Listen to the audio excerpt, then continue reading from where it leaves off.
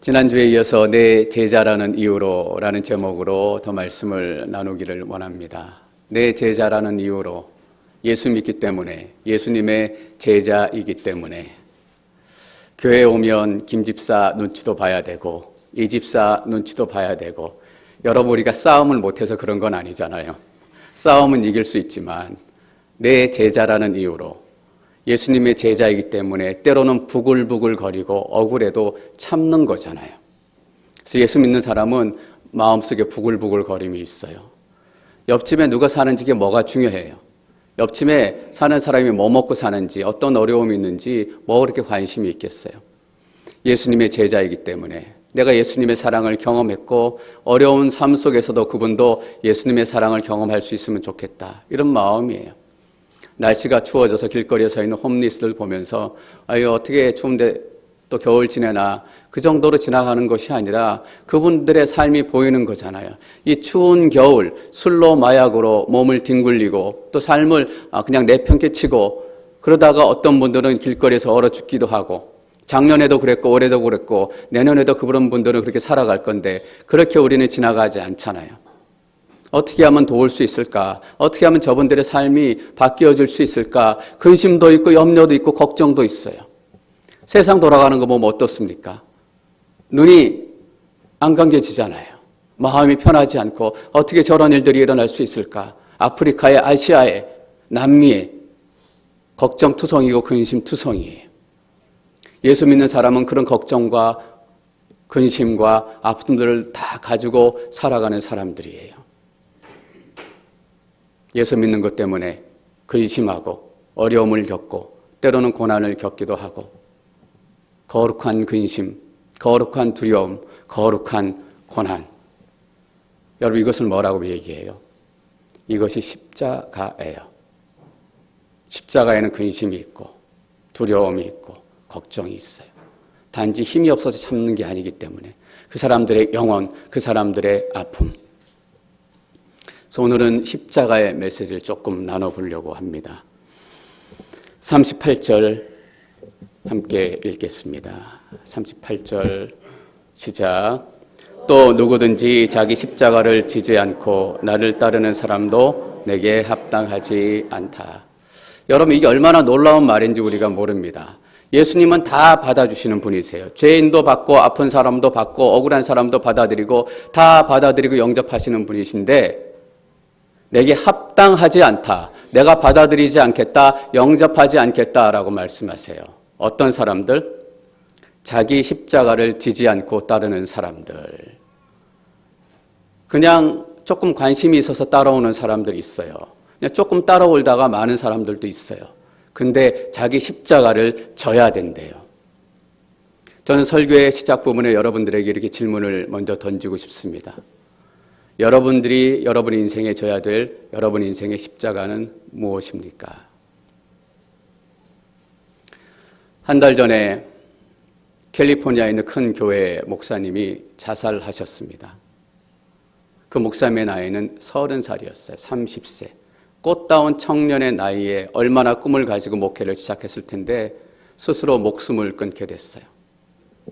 그 목사님은 오랫동안 우울증으로 싸워오신 분이에요. 얼마나 그 우울증의 싸움이 크고 힘들고 어려웠으면 같은 형편을 가진 사람들에 대한 마음이 있었어요. 그래서 그 사람들을 돕기 위한 재단도 설립하고 해서 그 사람들을 서포트하기 시작했어요. 우울증에 걸려서 어려워하는 사람들, 중도에 걸려서 힘들어하는 사람들, 다른 정신적인 문제로 고통 가운데 있는 사람들을 서포트하고 함께 싸워지기 위해서 선한 싸움을 싸우셨어요. 근데 병이 너무나 깊고 그 무게가 너무나 깊었기에 스스로 그런 선택을 하시게 됐어요. 그리고 한 달이 지났죠. 그 자살한 목사님의 아내 되시는 분이 줄리라는 자매님 사모님이시더라고요. 비슷한 나이였겠죠. 한 달이 지난 지금의 소셜미디어에 이런 글을 남겼습니다. 제가 한 부분을 인용했으면 좋겠습니다. 이제 당신이 없는 여기 이 땅의 시간은 너무도 느립니다. 몇 초, 몇 분, 몇 시간, 며칠, 그리고 한 달이 지나가는데 마치 모래시계에서 모래가 떨어지는 것을 바라보고 있는 것 같습니다.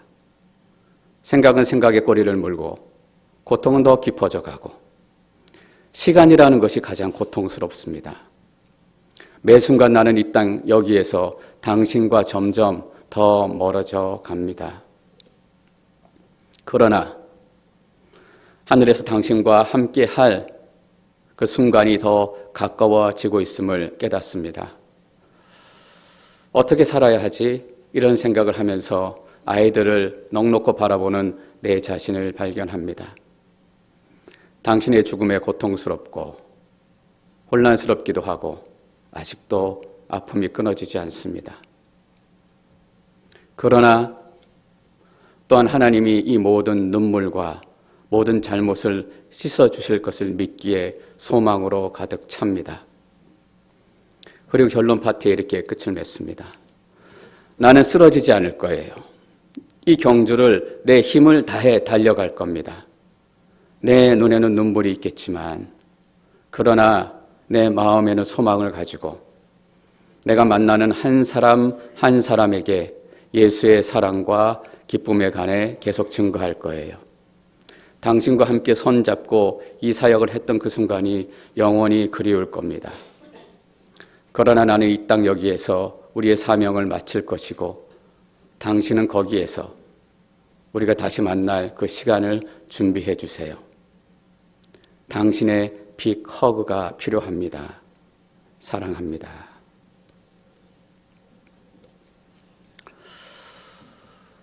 너무나 놀랍고 아픈 시간을 보내잖아요. 그런데 이렇게 고백합니다. 나는 쓰러지지 않을 거예요. 이 경주를 내 힘을 다해 달려갈 겁니다. 저는 똑같은 고백을 했던 사람이 있음을 알고 있어요. 사도 바울이 이렇게 고백했습니다. 디모데후서 4장 7절에서 나는 선한 싸움을 싸우고 경주를 마치고 믿음을 지켰다. 우리는 이 시대에 하나님께서 보내신 새로운 사도 바울이 한 명 태어나고 있는 현장의 메시지를 듣습니다. 이 사모님은 남편의 죽음의 아픔을 가지고 계속해서 이 선한 믿음의 싸움을 싸워가겠다라고 선포해요. 근데 제가 목사로 많은 어려운 분들을 만나고 여러분들도 다 경험하셨을 거예요. 진짜 싸움은 한 달 후에 시작되지 않더라고요. 진짜 싸움은 6개월 후에, 1년 후에, 5년 후에 시작되더라고요. 아파서 병원에 쓰러지신 분들 보름이 지나고 한 달쯤 지나면 내가 조금만 더 지나면 이 병원을 나갈 수 있을 것이다 라는 소망을 붙들고 버텨요. 근데 6개월이 지나고 1년이 지나면 이렇게 병원을 나갈 수 없는 삶이 내 삶이구나. 내가 이 삶을 내 평생도록 살아야 되는구나. 남편이 죽고 아내가 죽고 한 달 정도 지나면 정신이 없어요. 사람들은 밀어하고 찾아오고 아프긴 아프지만 그냥 자라낼 것 같은 그런 마음도 있고 내가 잘 싸워보겠습니다. 믿음의 고백을 하기도 해요. 근데 진짜 싸움은 언제 시작되냐 하면 남편이 죽고 6개월 후가 지나서 남편이 없는 삶이, 아내가 없는 삶이, 가족이 없는 삶이 이게 이제 내 삶이구나라는 것을 살아내야 되는구나라는 것을 삶 안에서 깨닫게 될 때 진짜 싸움이 시작되더라고요. 설교 후반부에 엘리야에 대해서 저희가 조금 나눌 거예요. 엘리야가 사역을 하다 지쳤습니다. 너무나 지쳐서 더 이겨낼 수가 없었어요. 하나님, 나도 할 만큼 했습니다. 나를 죽여주십시오 라고 기도해요. 여러분 그런 기도 해보신 적 있으세요? 나를 죽여주세요. 우리는 살려달라는 기도해요. 하나님, 내가 죽을 것 같아요. 살려주십시오. 내 자식 살려주시고 남편 살려주시고 제발 내가 살아났으면 좋겠습니다. 이렇게까지는 기도해요. 여러분 얼마나 사는 게 힘들었으면, 얼마나 어렵고 버거웠으면 하나님 차라리 나를 죽여주세요. 할 만큼 했어요. 엘리야 그렇게 영적인 우울증에 빠져가지고 광야에서 하나님이 죽여줄 때를 기다리고 있었어요. 6개월이 지나고 1년이 지나면 이 줄리 사모님 마음속에 분명히 질문이 던져질 거예요. 하나님, 엘리야는 살려주셨는데, 엘리야는 우울증에서 구원해 주셨는데 왜 남편은 그렇게 선한 싸움을 싸우고 다른 사람을 돕고 그렇게 치열하게 하나님 안에서 분투하고 기도하고 눈물 흘렸는데 왜 남편은 자살하도록 내버려 두셨어요? 다 죽게 할 거면 다 죽게 하든지, 다 살게 하면 살게 하든지, 다 배고프면 배고프게 하든지. 선한 싸움을 싸우지도 않고 그냥 자기 마음대로 살아가는 사람들 얼마나 잘 살아요. 6개월이 지나고 1년이 지나고 5년이 지나면 마음속에서 분노가 치밀어 오르고 억울함이 치밀어 오르고. 여러분 그럴 때 없으세요? 나는 내 아들을 위해서, 내 남편을 위해서 10년, 20년, 30년 기도했는데 남집 보니까 기도하지도 않는데도 아들 멀쩡하고 남편 멀쩡하고 아내 멀쩡해요.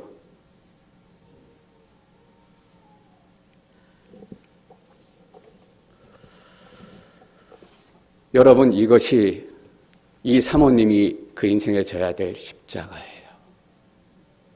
때로는 그 삶에 의심도 올라오고 분노도 올라오고 아픔도 올라오고 억울함도 올라와요. 근데 그 인생의 십자가를 지고 그 인생을 가는 거예요. 어느 지역에 처음 가거나 또 특별히 이민 처음 왔을 때 교회들을 쇼핑합니다. 뭐 쇼핑이라는 말이 그렇지만 이 교회가 내게 맞을까? 또 저 교회가 내게 맞을까? 이 교회 다녀보고 저 교회 다녀보고. 여러분 교회는 쇼핑할 수 있어요. 쇼핑이 습관이 돼서는 안 되지만 내게 맞는 교회, 내가 은혜 받을 수 있는 교회, 내가 살아야 되니까 그 교회를 정하고 찾는데 노력을 들이는 거 절대 값어치 없는 일 아니에요. 교회는 쇼핑할 수 있지만 여러분 십자가는 쇼핑할 수 없어요. 십자가는 내가 고르는 게 아니에요. 십자가는 하나님께서 정해주시고 하나님께서 허락해 주시는 거예요. 우리도 십자가 져요, 여러분. 근데 백화점 가서 옷 쭉 걸려있는 거 고르는 것처럼 만만한 십자가 하나 골라요. 적당한 십자가 하나 골라가지고 그거 져서 그냥 기분만 내는 거예요, 여러분. 여기 플랫탑 있죠? 우리가 플랫탑 올라가자라고 얘기해서 올라가지만 차 타고 실제로 어디까지 가요? 주차장까지 갔다 오잖아요. 그리고 플랫탑 올라갔다고. 진짜 플랫탑 올라가려면 어떻게 해요? 그 주차장에서 1시간 30분은 걸어 가파른데 올라가야 플랫탑 올라갔다 온 거죠. 근데 주차장 까지만 갔다 오고 플랫탑 갔다 왔다고 기분만 내요. 우리는 만만한 십자가, 색깔 좋은 십자가, 번쩍번쩍거리는 십자가 쇼핑하듯이 하나 골라내고 십자가 지는 기분만 내는 거예요. 적당한 믿음, 적당한 헌신, 만만한 사역, 용서했다는 기분만 내죠. 용서했어? 그리고 돌아서자마자 속이 부글부글거리고 저 인간. 용서했다는 기분만 내고. 십자가는 뭐냐 하면 선택하는 것도 아니고 쇼핑하는 것도 아니고 하나님께서 내 인생에 허락해 주신 거예요. 이 줄리 사모님의 십자가는 이거예요. 평생을 져야 될 십자가는. 아이들이 힘들고 어려울 때 더 분노가 나고 어려워지고 힘들어지고 그러나 그 십자가를 지고 분노가 올라오고 억울함이 올라오고 의심이 올라오지만 그것을 이기고 만나는 사람마다 예수 그리스도의 기쁨을 전하고 예수 그리스도의 사랑을 전하고 이게 십자가라고요, 여러분. 사람들이 나한테 하나 안 알아줘. 그게 십자가가 아니에요. 그것은 우리의 성질이 더러워서 그런 거예요. 그래서 사람들이 안 오는 거라고요. 사업이 잘 안 돼. 그 우리가 게을러서 그런 거죠. 그게 십자가가 아니에요, 여러분. 십자가는 내가 예수 그리스도의 사랑을 전하고 기쁨을 전하는데 사람들이 놀릴 거 아니에요. 네 남편은 목사인데 우울증 때문에 싸우다가 자살했지. 근데 무슨 하나님이 계시다고.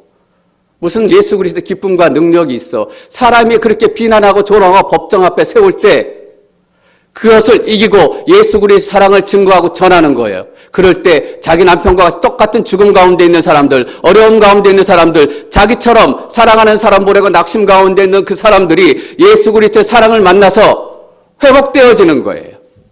눈에는 눈물이 있지만 마음에는 천국을 향한 그 소망으로 가득 차는 것. 그게 십자가의 싸움이라고요, 여러분.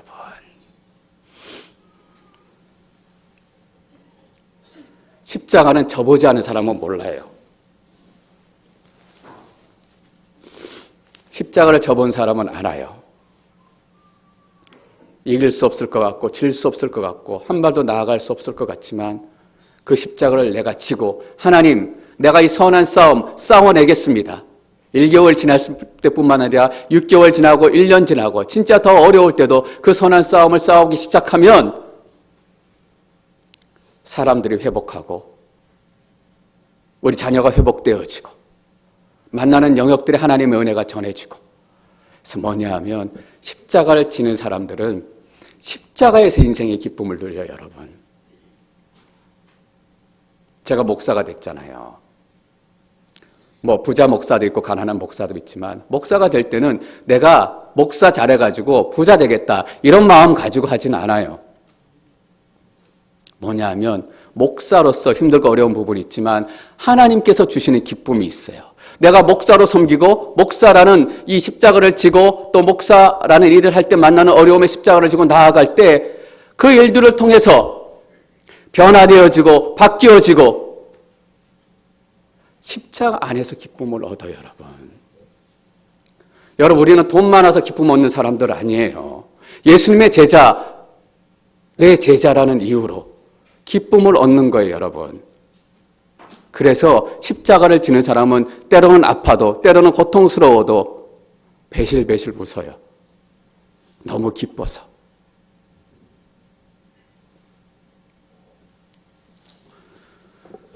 여러분, 이게 예수님이 말하는 진짜 십자가예요. 어떨 때는 이해가 되기도 하고 어떨 때는 이해가 되지 않기도 하고.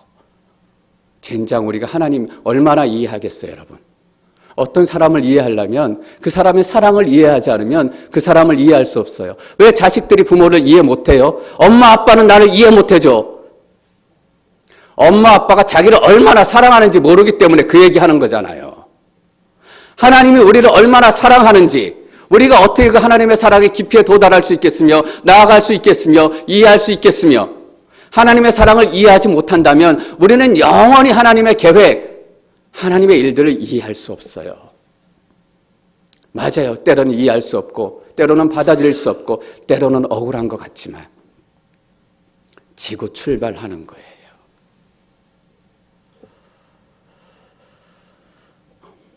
우리는 기분만 내려고 하고 우리가 원하는 거 만만한 십자가를 골라서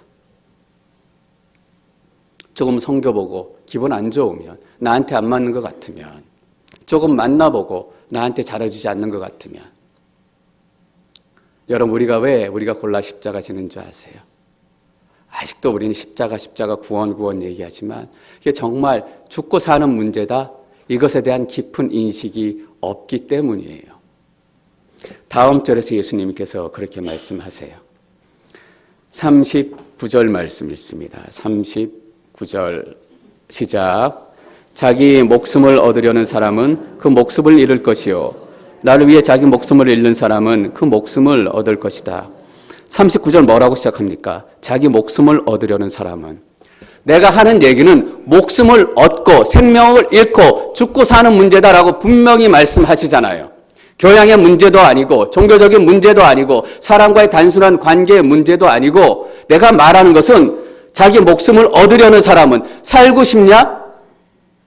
이거 물어보시는 거예요. 살고 싶은 사람은. 돈 중요해요. 어떤 학교 가는지 중요하고 어떻게 살아가는지 어떤 집에 살아가는지 여러분 중요해요. 그러나 그거보다 더 중요한 게 뭐냐면 살아야 누릴 거 아니에요. 제가 설교하고 이렇게 거의 매번 오늘 어떻게 설교했나 복귀하게 되잖아요. 내가 했던 얘기들, 또 하나님이 주신 말씀을 제대로 나눴나. 근데 어떨 때 이런 생각이 사실 들 때 있어요. 오늘 너무 심각하게 내가 말씀 전한 거 아닌가? 조금 더 활짝 웃고 여러분들과 함께 기쁨을 나누며 그래야 되는데 오늘 너무 심각하고 내가 인상을 쓴 것 같다. 그럼 생각할 때가 있어요. 근데 한편에 어떤 마음이 올라오냐 하면 죽고 사는 문제인데 그냥 우리가 조금 기분 좋고 좀 덜 친하고 더 친하고 이 문제 얘기하는 거 아니잖아요. 목숨을 얻으려거든 이 문제 얘기해야 되는데 내가 어떻게 배실배실 웃으면서 여러분들하고 이런 얘기할 수 있겠어요. 병원에 갔는데 암으로 막 죽어가는 사람이 있어요. 가서 배실배실 웃으면서 어떻게 농담하겠어요. 심각하려고 하는 것이 아니라 그냥 심각해지고 그냥 삶의 무게가 느껴지고 죽음이 어떤 것인지 자기 목숨을 얻으려는 사람들은 여러분 근데 놀라운 게 뭐냐면 이 땅의 모든 사람들이 다 목숨을 얻으려고 살아요. 다 생명을 가지고 살려고 해요. 여러분 혹시 좀비라는 거 아실지 모르겠습니다. 좀비 영화가 갈수록 많이 나와요. 좀비가 뭐냐면 살아난 사람이에요. 죽었다 살아난 사람인데 죽었다 살아나긴 했는데 몸만 살았어요. 영혼은 죽었고 영혼은 빼앗겼고 몸만 살아서 돌아다니는 인간 괴물을 좀비라고 얘기해요. 안에 영혼이 죽었고 영혼이 빼앗겼으니까 몸은 살아났지만 몸만 움직이는 인간 귀신이에요. 인간 괴물이에요. 그래서 영화에 그 좀비 표현하는 거 보면 저는 가끔씩 이 영화 하시는 분들이 이 상상력과 표현력에 놀랄 때가 많아요. 좀비들이 영화에 날 돌아가는 모습 보면 얼굴이 다 잿빛이고 얼굴에 나는 웃음은 사라지고 행복감은 다 사라지고 몸은 걷는 건지 뛰는 건지 움직이는 건지 흐느적거리는 건지 영화 하시는 분들의 상상력이잖아요. 근데 너무나 놀라운 상상력이 여러분. 우리 안에 영혼이 죽고 영혼이 살지 못하면 좀비처럼 살아가게 되는 거예요. 좀비는 뭐냐면 살아난 시체예요. 걸어다니는 시체예요.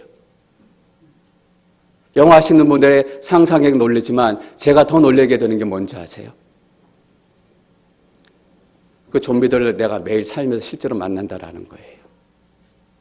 다 살려고 열심히 사는데 만나는 분들의 얼굴을 보면 다 좀비 같은 얼굴이에요. 얼굴이 잿빛이고 얼굴이 흑빛이고 얼굴에 살아있다는 흔적이 하나도 없어요.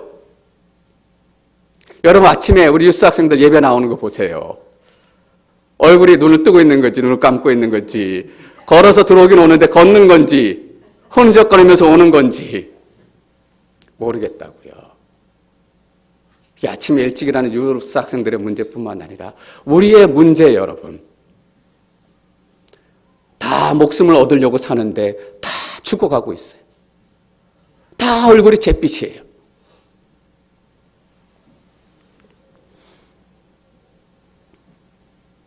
그 문제 우리가 얘기하는 거예요, 여러분.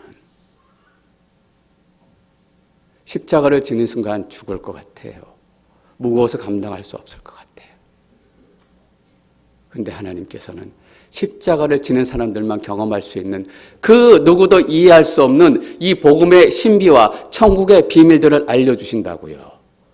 십자가를 지지 않은 사람들은 이해하지 못해요. 여러분 이게 사는 거예요. 선교사님들 얼굴 보셨어요? 삶의 모양이라고 치면 모양이라고도 할 것도 없잖아요. 꼬라지, 사는 꼬라지잖아요. 먹을 거는 제대로 있고 선교지가 사람들의 제대로 대접은 받나, 환영은 받나, 위로는 받나. 죽은 것 같죠. 근데 그들의 얼굴을 한번 보세요. 그분들의 얼굴이 진짜 살아있는 얼굴이에요. 거울 하나 다 갖다 드렸으면 좋겠어요. 여러분들의 얼굴 한번 보시게. 십자가 지는 사람들 많아요, 여러분. 얼바인에 제가 있었잖아요. 얼바인에는 기러기가 많습니다. 자녀들의 미래와 자녀들의 교육을 위해서 한국의 가정도 버리고, 버렸다는 건 좀 그렇죠. 가정도 놔두고, 남편도 놔두고, 자식 때문에 남편 포기하는 사람이 있어요. 한국에 남아있는 남편 입장에서 어떨까요? 자녀의 미래 때문에 아내도 포기하고 가정도 포기하고. 작년인가 어떤 미국 정치인 트럼프 행정부에 있는 고위 관련돼 어느 날 갑자기 사표를 냈습니다. 그래서 기자들이 놀래가지고 왜 사표를 냈습니까? 라고 물어보니까 우리 가족들과 더 많은 시간을 보내고 싶은 마음이 들었습니다. 그래서 사표를 내게 됐습니다. 그래서 고위 관료로서의 꿈과 야망도 포기하고 정치가로서의 비전도 내려놓는 거예요. 가정을 위해서, 가족을 위해서 자기의 꿈을 내려놓는 사람들은 있어요. 근데 예수 그리스도 때문에 우리는 무엇을 내려놓고 무엇을 꿈꾸고 무슨 십자가를 지고 있는가? 여러분 배가 고픈데 체면 때문에 아예 저 괜찮아요 안 먹어요. 배는 꼬르꼬르하지만 배고픔을 참으신 적이 있어요? 저는 많아요. 체면 때문에 배고픔도 감수할 수 있어요. 그러나 십자가 때문에 예수님 때문에 배고픔을 감수하는 사람은 너무 적다라는 거예요.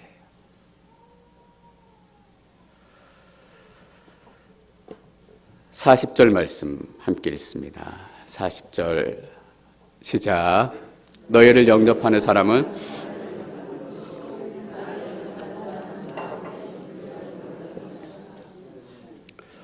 제가 예수님의 가르침을 십자가에서 쭉 나누고 있는데 지금 우리가 어디서 가르침을 받고 있는지 그 장면을 잊고 있어요. 어떤 장면이냐 하면 예수님이 12제자를 파송하는 그 장면이 있잖아요. 너희가 가서 나병 환자를 고치고 귀신을 쫓아내고 하나님 나라의 복음을 선포해라 라고 예수님 말씀하시면서 단기 아우릿을 파송하는 거예요. 여러분 제자들 한번 생각해 보세요. 귀신을 쫓고 나병 환자를 고치고 안전병을 일으키고 복음을 선포하는 것, 그것은 예수님이 하시는 일이잖아요. 우리는 예수님 옆에서 그것을 돕는 사람인데 예수님이 제자들에게 뭐라고 얘기하냐면 너희들이 가서 나병 환자를 고치고 귀신을 쫓아내고 하나님 나라의 복음을 선포해라 라고 얘기하세요. 예수님, 그거는 예수님이 하시는 거잖아요. 우리는 돕는 사람인데 그 얘기를 하실 때 제자들의 눈에는 물음표 3개, 땅땅땅. 무슨 말씀 하시는 건가? 어떻게 그걸 우리가 할 수 있나? 근데 예수님께서 물음표를 더 달아주세요. 너희가 앞으로 그 길들을 가게 되면 법정에도 서게 될 거고 채찍도 맞게 될 거고 사람들의 조롱도 받게 될 것이다. 아니 이런 일이 그런 일이란 말이야? 사람들 고쳐주고 복음 전하고 나병 환자가 걷는데 사람들이 인산인해처럼 모여야지 법정에 우리를 끌고 가? 우리가 채찍을 맞아? 도대체 이게 무슨 얘기야? 물음표 3개 더 땅땅땅. 그리고 또 뭐라고 얘기하세요? 나 때문에 때로는 가족과도 원수가 되고 가족을 버리게도 될 것이다.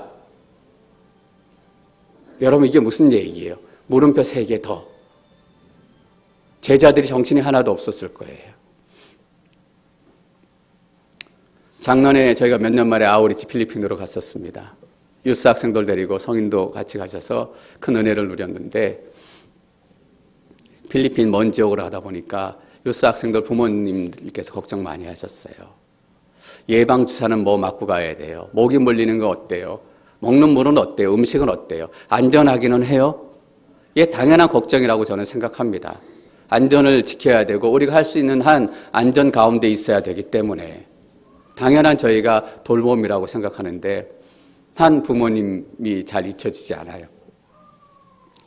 남자 학생의 부모님이셨는데 저한테 개인적으로 찾아오셨어요.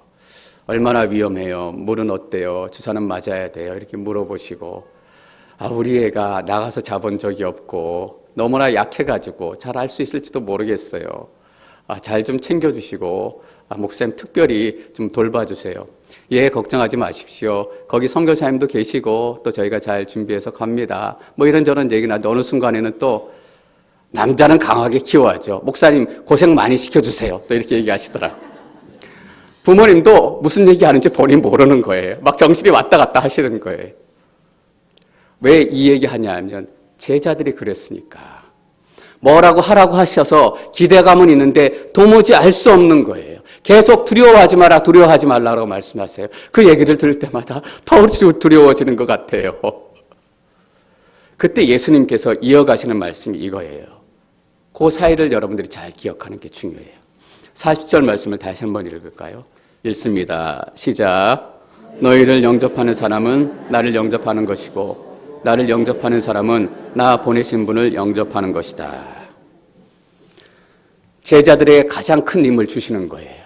너희가 두렵고 어려운 일도 만나게 될 것이지만 너희가 들어가는 그 집은 너희가 들어가는 게 아니라 예수님이 들어가는 거고 하나님이 들어가는 거고 너희가 어떤 사람을 만나면 단지 너희만 만나는 것이 아니라 예수님이 같이 만나고 하나님이 같이 만나고 있는 거다. 너희를 욕하면 누구를 욕하는 거예요? 예수님을 욕하는 거고 너희를 욕하면 하나님을 욕하는 거예요. 저희 이전에 믿음 처음 시작하신 그런 가정들 얘기 들으면 이런 얘기 어렵지 않게 들어요.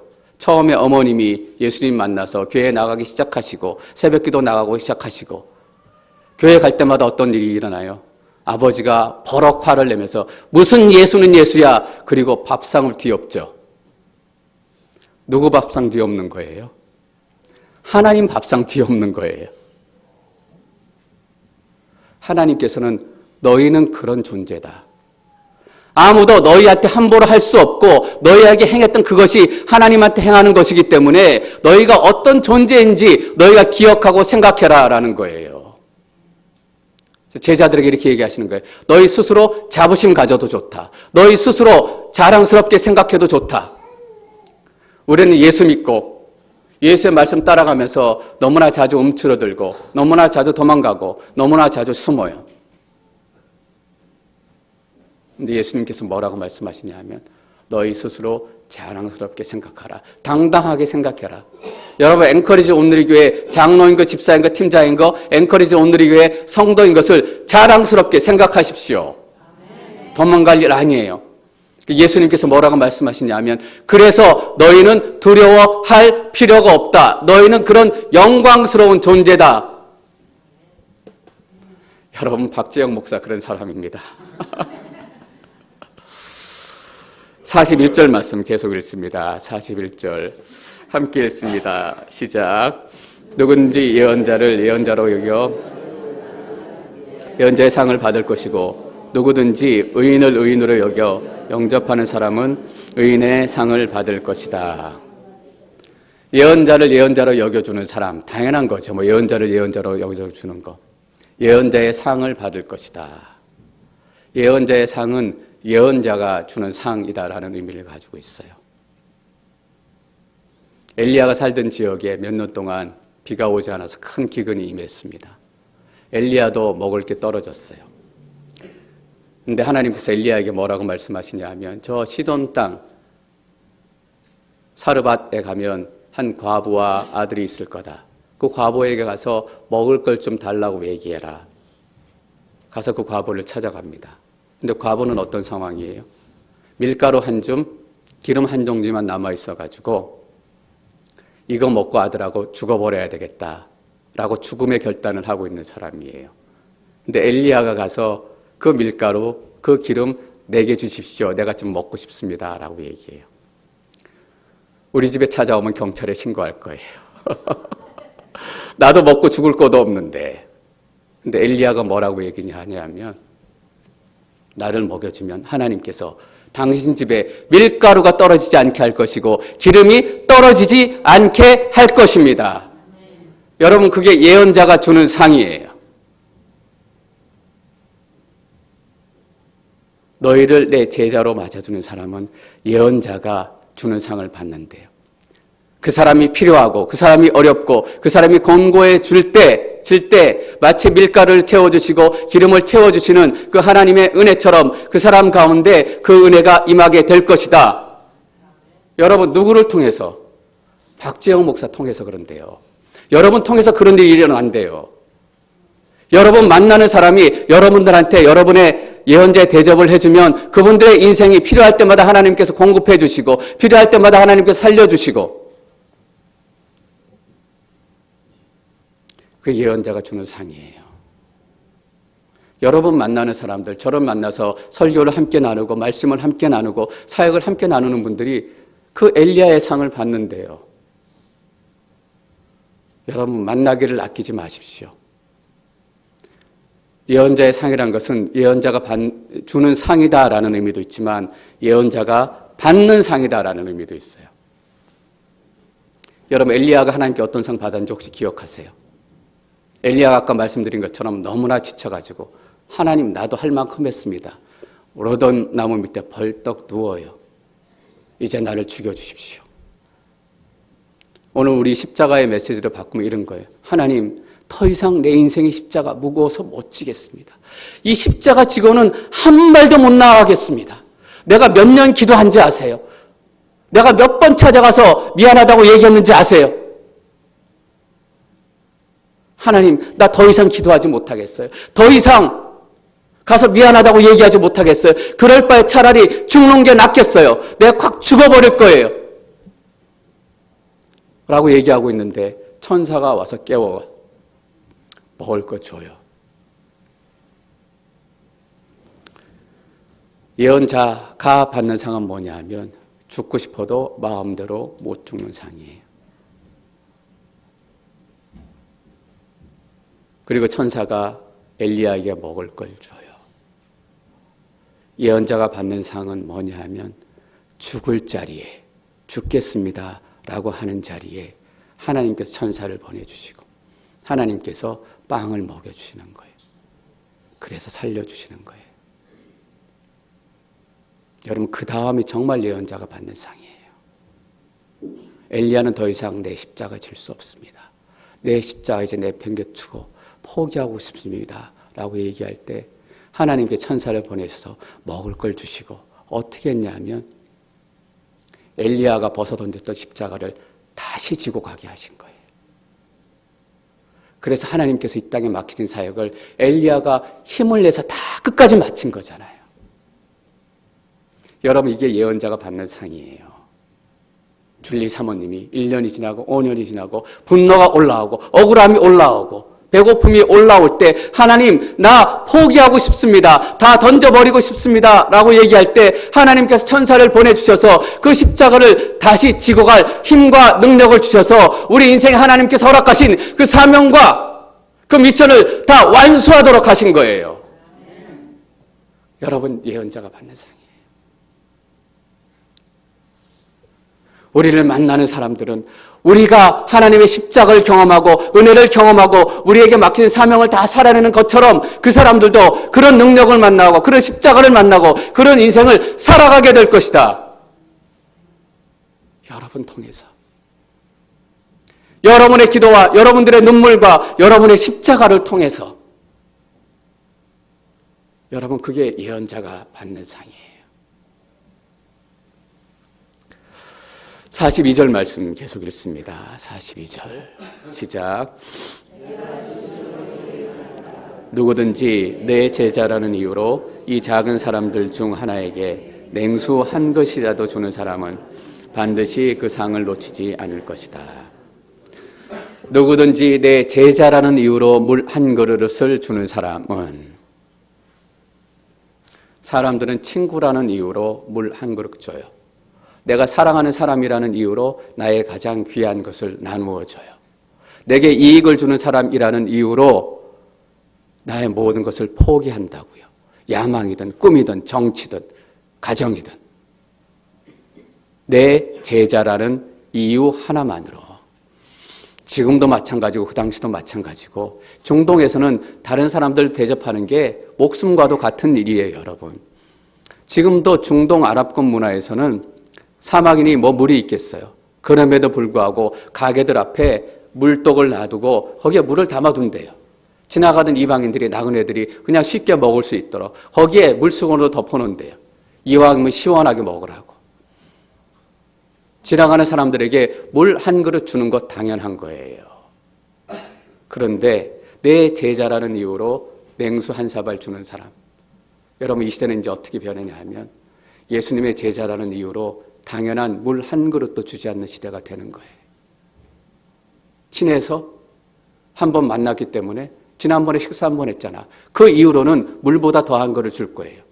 근데 예수 그리스도의 제자라는 이유로는 물 한 그릇도 주지 않는 시대가 왔잖아요. 누가 환영해요? 그런데 그 당연한 것을 해주는 사람은 반드시 그 상을 놓치지 않을 것이다.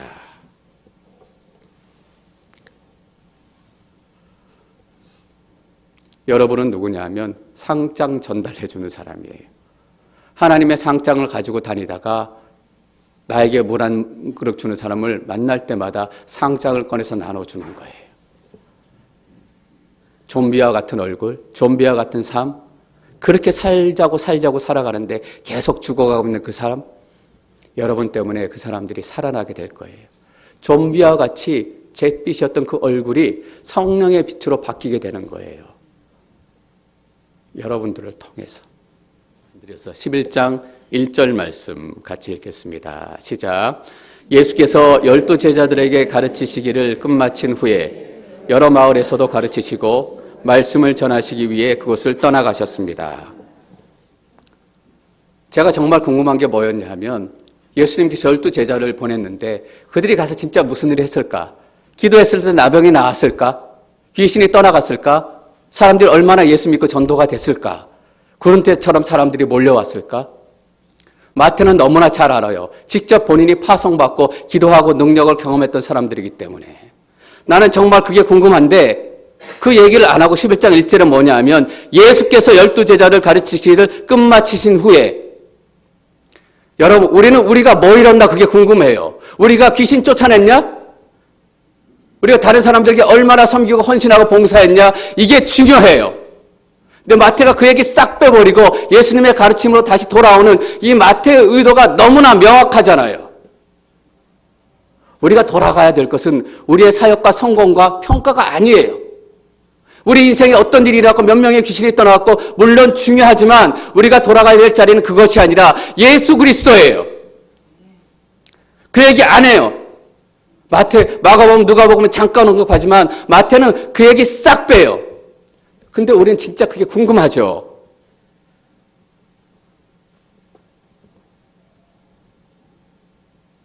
저는 우리가 마태가 이 마태복음을 기록해가는 그 마음과 과정과 프로세스를 좀 잘 기억했으면 좋겠습니다. 예수에게로 돌아가는 거예요. 여러분 십자가는 뭔지 아세요? 나에게 뛰어나서 나의 욕심에서 떨어져서 내 욕망에서 떨어져서 예수 그리스도에게 가는 거, 예수 그리스도에 붙는 게 그게 십자가예요. 그렇지 않으면 아무것도 내려놓을 수 없다고요. 그렇지 않으면 우리는 여전히 내가 무슨 사역했고 내가 몇 사람 전도했고 내가 어떤 성공을 이루었고 거기에 목매달릴 거예요. 전 여러분 어려움과 고통과 때는 절망 가운데서도 십자가를 진 사람만이 주시는 이 놀라운 기쁨으로 충만하시기를 축원합니다. 그래서 우리는 때때로 배고파도 기쁘고 때때는 어렵고 아파도 우리 안에 올라오는 힘을 주체할 수 없는 거예요. 여러분 그래서 저는 설교할 때마다 오늘은 좀 차분하게 해야지.